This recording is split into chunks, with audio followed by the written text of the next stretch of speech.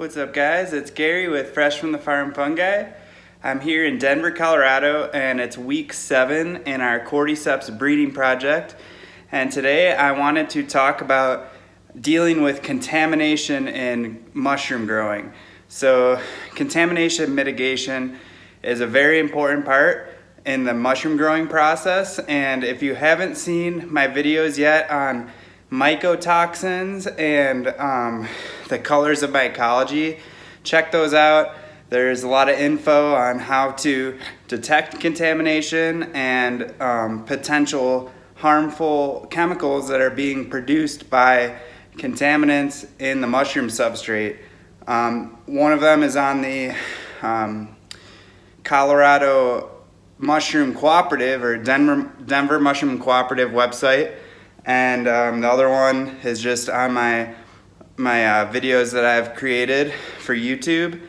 So week 7, and I was last week very excited for these monotub cultures, but you can see here we've got a little bit of trichoderma that's forming.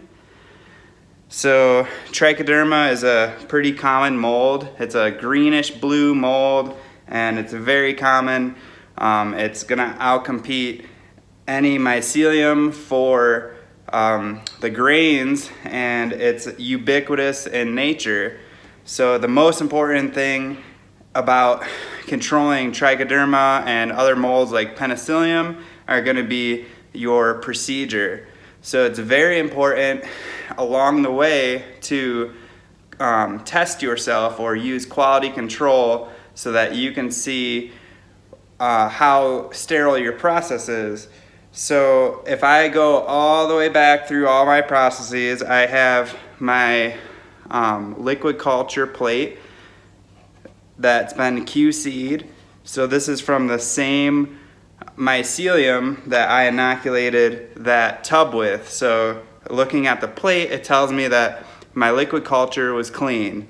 So the next step in kind of troubleshooting where this might have come from is that I left one of the grain bags just uncolonized for about 2 weeks, and you can see that it's still clean, still sterile, so that I know it wasn't introduced during my sterilization process for my substrates.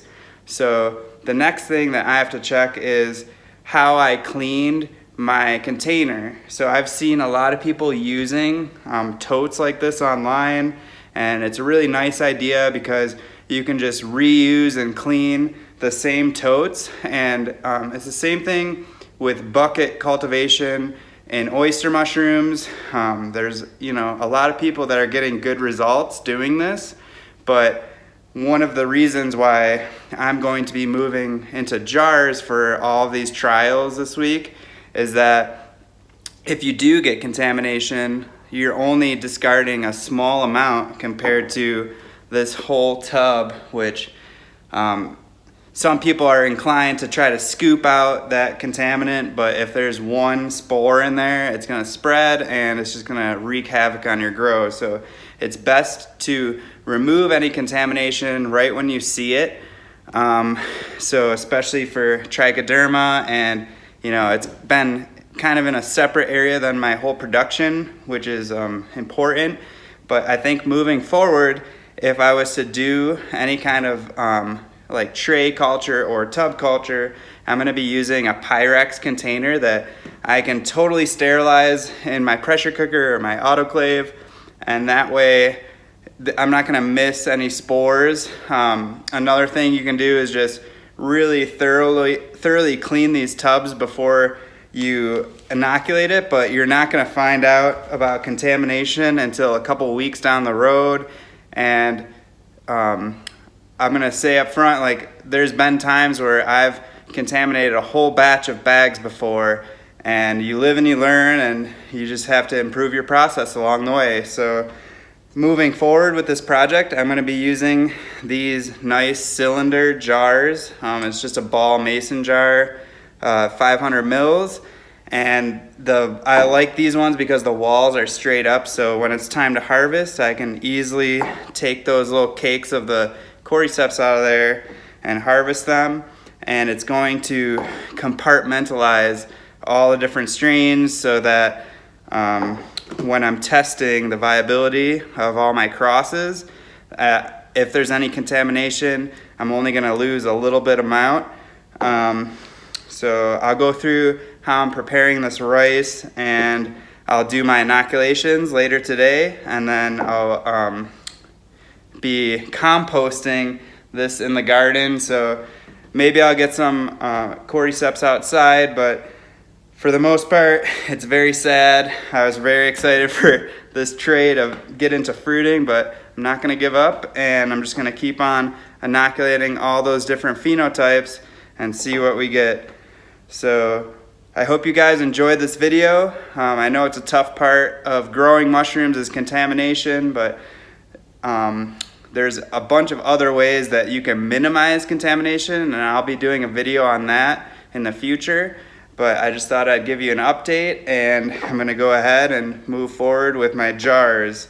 So subscribe. If you haven't subscribed to our channel yet, I'll be posting more videos on mycology. Share our videos if you think anyone else will find them useful, and give us a thumbs up if you like this content. Check out our Etsy, Fresh Fungi. I'm going to be posting some more cultures this weekend.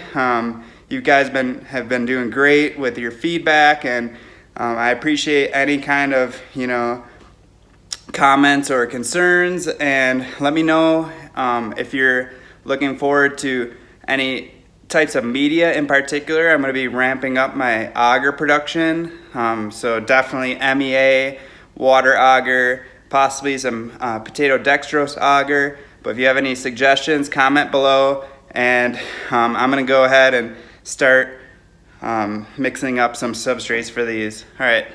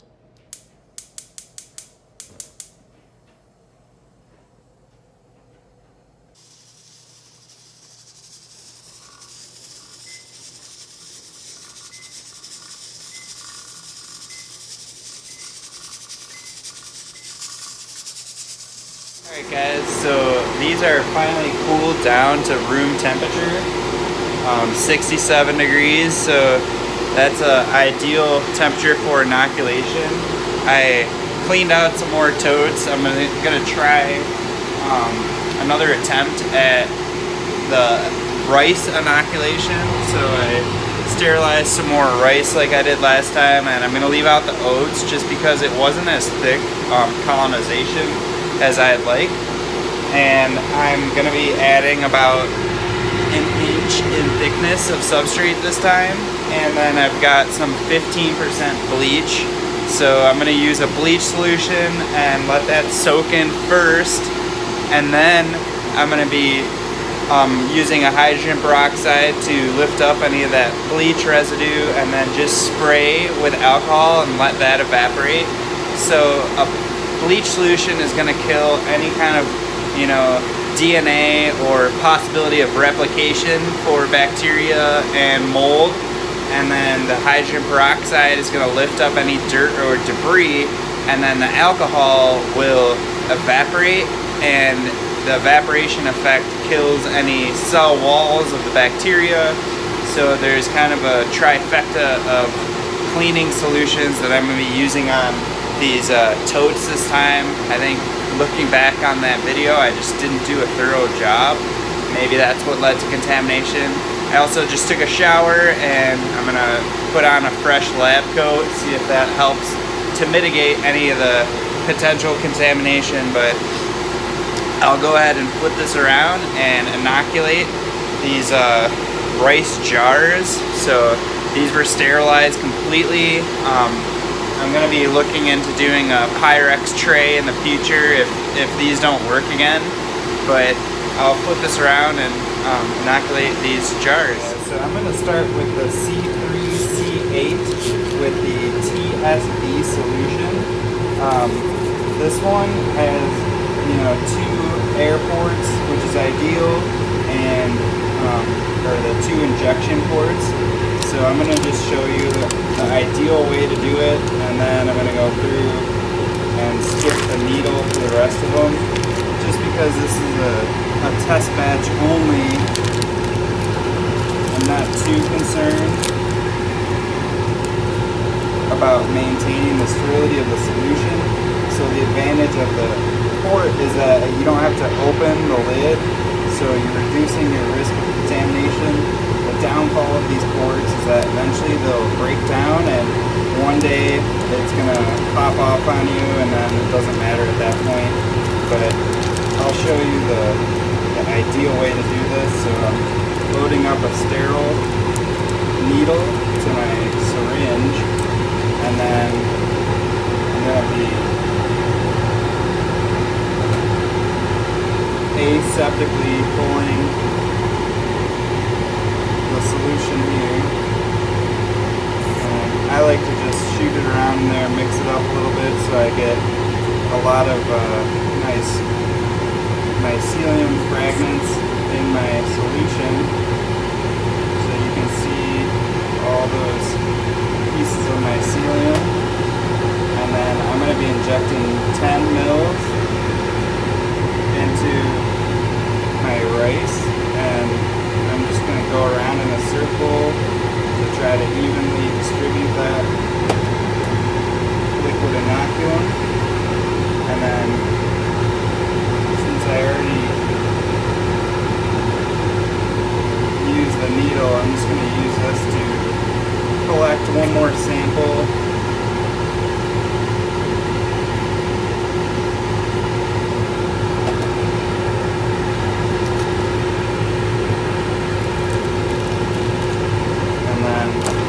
Before I forget what everything is, I'm just going to label. So this one is C3C8 TSB broth, and then today is 9/5/20, and then I'll do the same thing.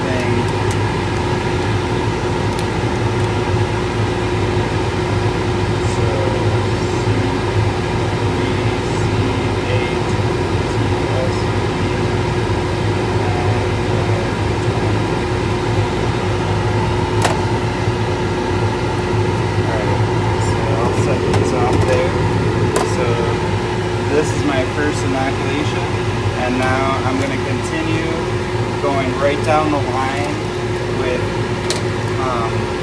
my honey water solutions, and then my TSB, my honey, TSB, etc. So this is the same C3C8 with honey solution. That's going to be this one right here. So if you don't have injection ports, you can use these little pickle jars. They're nice because they're not so deep. And then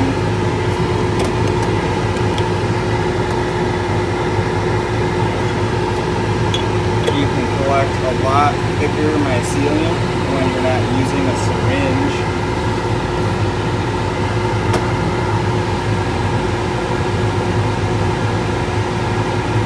So that might be one of the differences between these two procedures.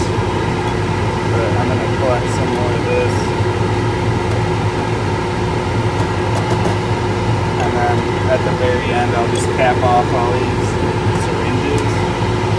So this is C3, C8, honey.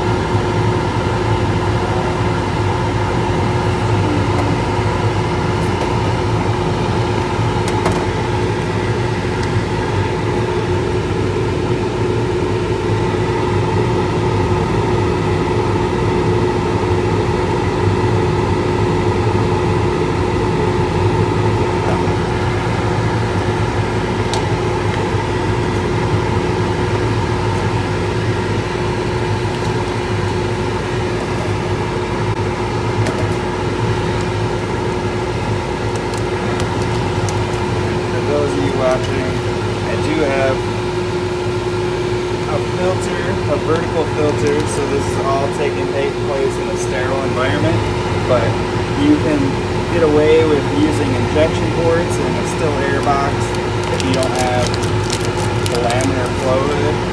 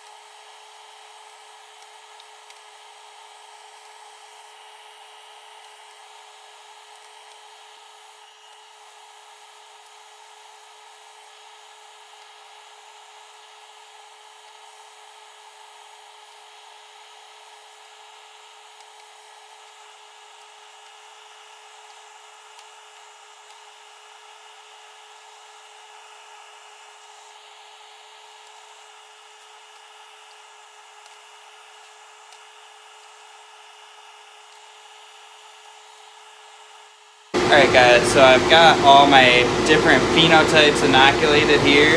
I'm just going to go back to the isolated street colony to do my totes again. And then I'm going to be inoculating a few of these different shaped jars just to see if there's a difference. I'm going to just use some of these, a little bit of the spore syringes, or the liquid cultures I mean, that I just created by drawing up the liquid cultures from these different phenotypes. So I'll label those and incubate these in the dark at 72 to 73 degrees for the initial incubation, and then those are going to colonize the rice, and in about a week or so I'm going to be moving these into fruiting. And the fruiting room has to be a cooler around 65 degrees. That's what mine's set at, or 63 to 65. So I'll keep you guys posted on that. But I'll go ahead and flip this around and do my inoculations. Give us a thumbs up if you enjoyed these videos. Share our content if you think anyone else will find them useful. And yeah, I'll keep you posted. So until next time, much love.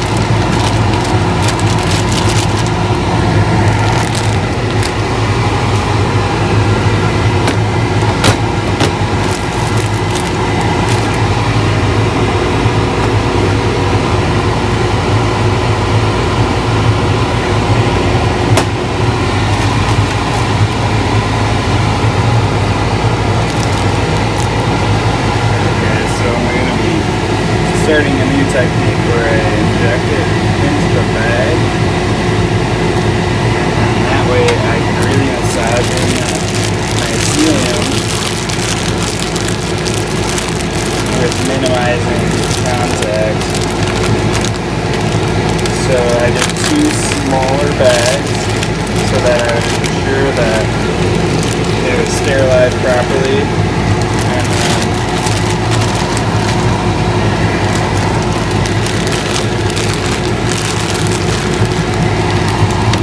the trickiest part is going to be to get even spreading, because the rice is pretty sticky. So I'm just going to flip this bag inside out.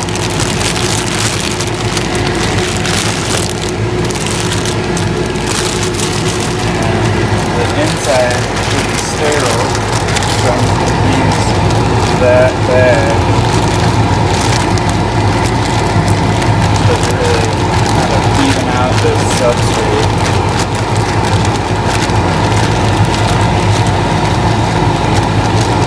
Alright, so there's the tip for everyone who watches to the end.